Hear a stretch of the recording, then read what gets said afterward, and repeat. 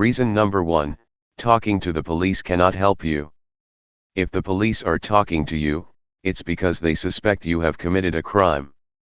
If they have detained you, it's because they already have enough evidence to arrest you and they want to see if you will admit it and thus, give them an even stronger case against you. If they have evidence to arrest you for a crime, they will.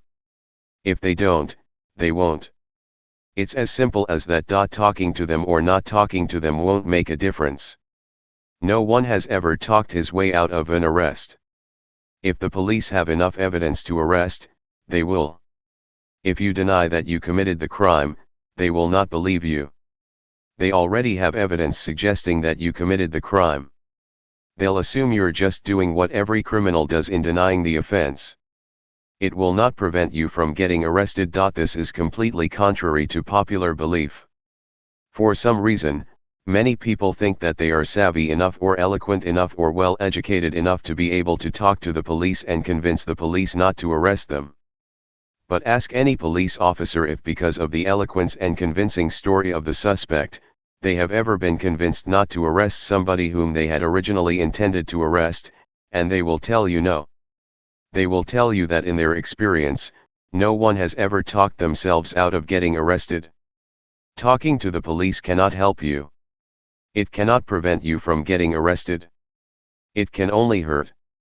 Reason number 2, even if you're guilty, and you want to confess and get it off your chest, you still shouldn't talk to the police. People plead guilty in America every day. Probably over 90% of defendants in state court plead guilty at some point during their case.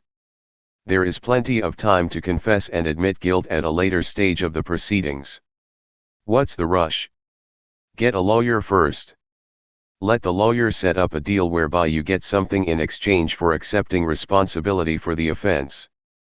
A better plea bargain, or maybe even immunity. If you confess to the police, you get nothing in return. 0. In fact, you probably get a harsher prosecution because the state's case is now airtight, now that you have confessed. Reason number 3, even if you are innocent, it's easy to tell some little white lie in the course of a statement. This kind of thing happens all the time.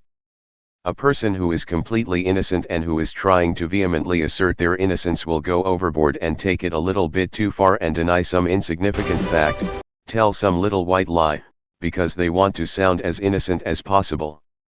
But if the police have evidence of that lie, it makes your entire statement look like a lie.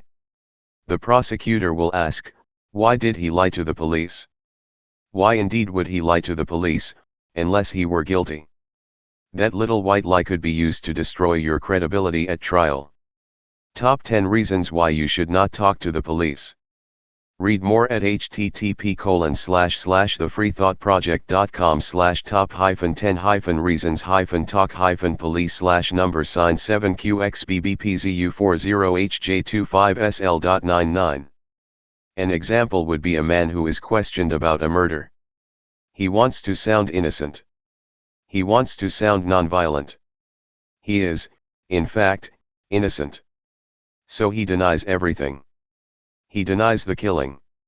He denies being in the area where the killing occurred on the night that it occurred. He denies owning a gun, and denies that he has ever owned a gun in his whole life. But it turns out that this last statement is not true, and the police can prove it. He did at one time during his life own a gun. Now he has told a lie and the police have caught him and things will only go downhill from there. Although he is innocent of the murder, he has told a lie that will be used to destroy his credibility at trial and could be the cause of his conviction. Reason number 4, even if you are innocent, and you only tell the truth, and you don't tell any little white lies, it is possible to give the police some detail of information that can be used to convict you. For example, a suspect is being questioned about a murder. He is truly innocent of the murder. But in the course of explaining his innocence, he makes the statement that he never liked the victim, because the victim was not a nice guy. A statement like that could be used to prove motive. Or in the course of the statement, the suspect might admit that he was in the area of town where the murder was committed at the time it was committed. Although he's innocent and although the statement is true, The prosecutor could use that statement to suggest that the suspect had the opportunity to commit the crime, which looks very bad in front of a jury. Reason number 5, even if you were innocent, and you only tell the truth, and you don't tell any little white lies, and you don't give the police any information that can be used against you to prove motive or opportunity, you still should not talk to the police, because the possibility that the police might not recall your statement with 100% accuracy. What if the police officer remembers something wrong? What if he remembers you said X when actually you said Y? If the police officer takes the witness stand and contradicts your statements at trial, it will kill your credibility. You can take the witness stand and say, "I never said that." But it's your word versus a police officer. Who's the jury going to believe? Who will the jury assume is lying to save his own skin? Who will the jury believe is lying because he's really guilty? You guessed it. You. Reason number 6, even if you're innocent, and you only tell the truth, and your entire statement is videotaped so that the police don't have to rely on their memory, an innocent person can still make some innocent assumption about a fact or state some detail about the case they overheard on the way to the police station, and the police will assume that the only way the suspect could have known that fact or that detail was if he was, in fact, guilty. Example, suppose a police officer is questioning a suspect about a homicide. And the suspect makes the statement, "I don't know who killed the victim. I've never owned a gun in my life. I don't even like guns." On its face, there's nothing incriminating about that statement. But suppose at trial, the prosecutor asks the police officer if anything about that statement surprised him. The police officer answers, "Yes, it surprised me when the suspect mentioned a gun, because I had never mentioned a gun before that. I merely told him that I was investigating a homicide." When the officer said there has been a homicide, the suspect may have simply assumed that the killing was done with a gun. Or the suspect may have overheard in the police station some other officer talk about the fact that it was a shooting.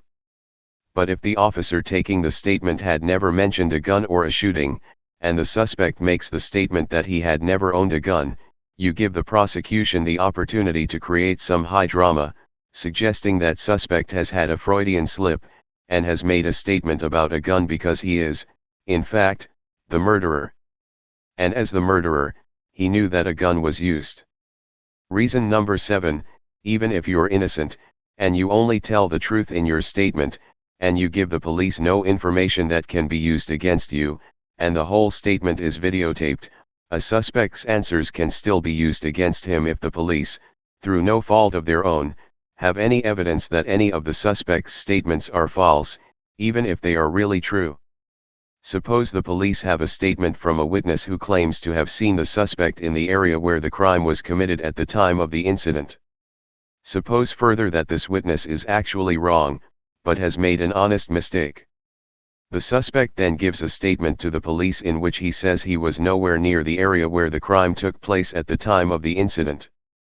By giving the statement, the suspect has now created a conflict between his own statement and the statement of this witness. By itself, the statement of the witness that he or she saw the suspect in the area at the time the crime was committed is not that useful. But by giving this statement, and creating a conflict with this witness's statement, the suspect has now made this relatively minor witness into the government's star witness. The jury will hear the conflict and will assume that the suspect is lying and wonder why. So even if you tell the complete truth, you're putting your cards on the table without first seeing what evidence the government has. And if the government has some bit of evidence which, through some honest mistake, contradicts part of your story, you set yourself up to be portrayed as a liar by giving a statement without first knowing what evidence the government has. Reason number 8, the police do not have authority to make deals or grant a suspect leniency in exchange for getting a statement. People tell me all the time that they gave a statement to the police because the police told them that they would be better off if they confessed, better off if they admitted what they did wrong, better off if they cooperated. The police will make vague statements that things will go easier on the suspect if he simply admits what he did wrong.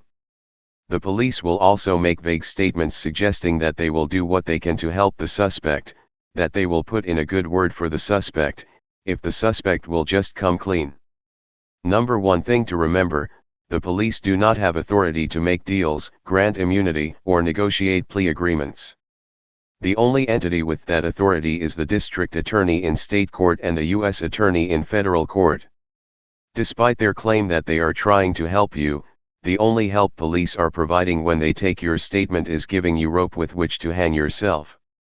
Reason number 9, even if a suspect is guilty, and wants to confess, there may be mitigating factors which justify a lesser charge. Mitigating factors are rarely brought out by the police in an interview. Normally, police want to focus on the facts that will suggest the suspect has committed the most severe crime possible. In fact, the suspect may have committed a lesser grade of offense. And if given the opportunity to talk to an attorney first, the attorney may be able to explain to the suspect what facts are important in establishing that he is guilty of a lesser grade of an offense, and not a higher grade.